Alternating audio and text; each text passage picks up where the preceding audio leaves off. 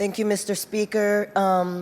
Members, as I mentioned earlier, I'm part of less than 10% of this body that has ever served in uniform.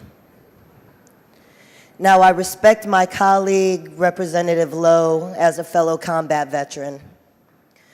But I think it's very important that we get on the record the truth about what's happening today. My colleague made a statement saying that, people are using our veterans, to make a point or whatnot. However, it's important that our veterans have representation. Because one thing that I know for a fact is that I had my staff go through every email that I have ever received this session. And I asked them specifically for emails from people asking us to ban THC and emails from people asking us to legalize THC. Well, I know all of you probably did the same thing, I would hope, because we're here to represent our communities. And I will say, out of hundreds of emails that I had, there's only one that I saw that was from a veteran asking us to ban THC, and we all got that letter on our desk today.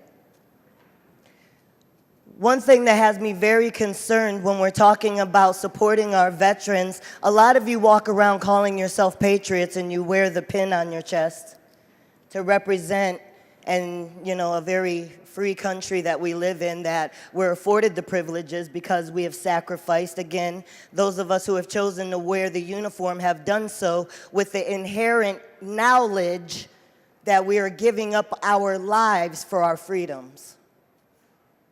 The knowledge, the acceptance that we are sacrificing our life for our freedom.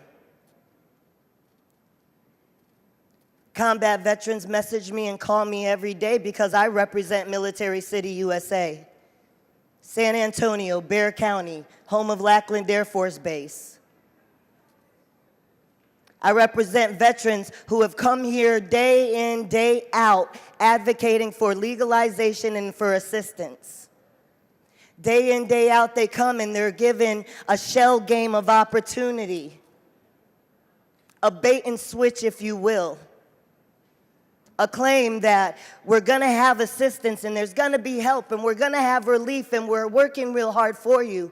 However, we contradict that by now creating further legal ramifications for a veteran who is going to choose something other than opioids and pharmaceuticals to quiet the nightmares of what they've had to see in theater. I know it's funny to some folks. I know this sounds political to some of you, but we have a responsibility. And our responsibility is to make sure that we have options available to heal all of our community that's suffering from mental health. We sat here and we've talked about our homeless crisis geared in mental health issues.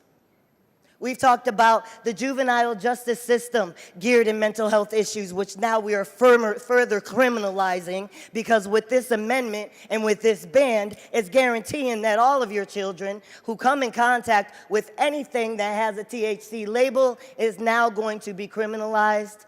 Your tío, your tía. Those veterans who are out at Blue Skies of Texas, a retirement home in Bexar County, retirees who, back when I used to serve as their bartender during their birthday and anniversaries, some of them actually were members of the Great Escape. For those of you who are younger, the Great Escape is when soldiers who were POWs dug a tunnel out from their POW prison camp to freedom from the Nazis. These were veterans who would beg for the opportunity to have access to cannabis and to THC and to other things other than opioids and narcotics to heal their ills. And these aren't your Cheech and Chong hippies, as one of our other colleagues alluded to earlier. These are people who have really sacrificed life and limb for their country. One of them being my husband, Ramon Salcedo, who has been shot by the Taliban. This month, while we were here arguing about things, my husband has had to deal with the 14th anniversary of him bleeding out on a mountaintop. Bleeding out. 11 blood transfusions. Narcotics that you can't even pronounce. Darkness that none of you will ever understand. And while we sit here celebrating our patriotism, and having fun and making snide remarks and comments, I want you all to remember that my sole purpose is to be the messenger. My sole purpose is to be the voice of those veterans and the people who aren't here to advocate for themselves because they lost the battle. We've talked about bail reform. We're further criminalizing our community. We've talked about our law enforcement not having enough funds to operate. We're further exacerbating that issue because now they're going to have to go and chase after every corner store doobie in every kid's pocket. We talk about border security and the cartels. Well, guess what you do when you make something illegal? You drive us right back into the hands of the cartels. So everything that we're doing here sounds very contradicting to me.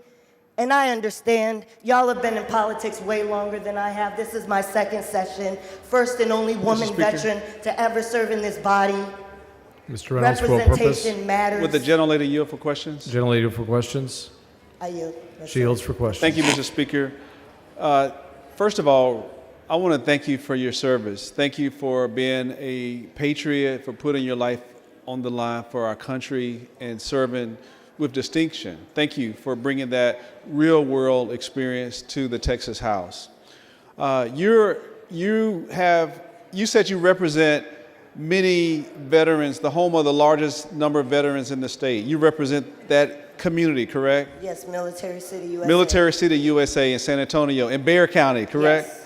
Now, based on your communication with your constituent, your fellow veterans, is it true that they depend on these THC hemp products? Absolutely. Is it true that many of these veterans, these soldiers, these men and women that have served our country, these people suffer from PTSD? Is that correct? Absolutely, and many other ailments as well. A lot of them physical, but many more mental that you can't see.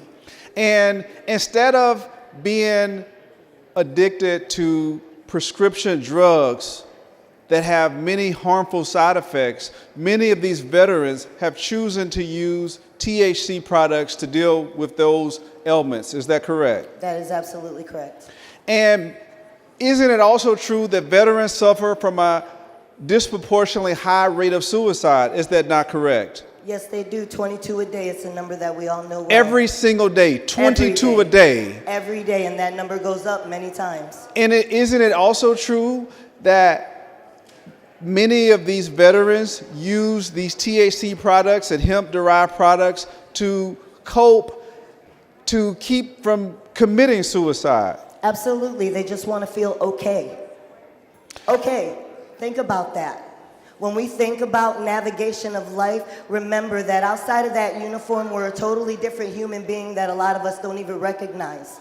A lot of us are expected to carry on our regular duties every day as a regular citizen, not knowing the reflection of the memories of what we've had to do in the name of freedom for our countries, while being further criminalized for a choice that we hope to make for ourselves.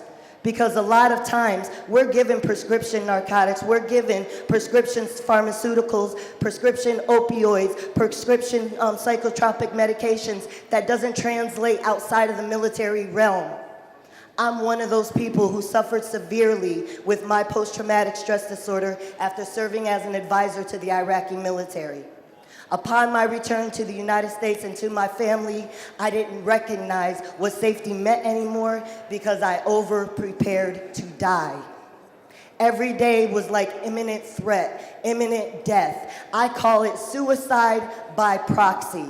Suicide by proxy is what we experience when we don't have the courage, so to speak, to kill ourselves because we know people depend on us, but we pray every day that the Grim Reaper takes us. And I'll tell you right now. And finally, veterans are fighting for our The freedoms, gentlelady's but we're time taking has away those expired. freedoms by taking away their ability to choose hemp products, correct?